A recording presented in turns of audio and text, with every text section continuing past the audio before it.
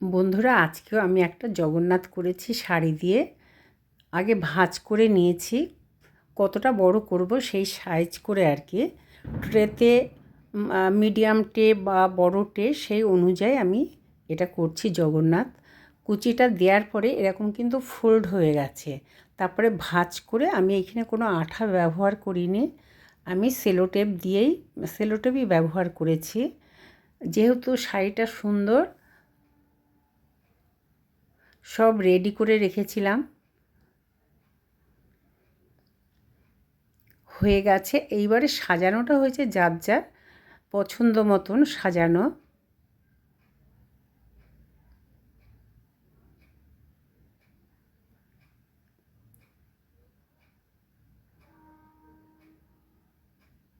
এইভাবে করে দিয়েছি বন্ধুরা, হয়ে গেছে।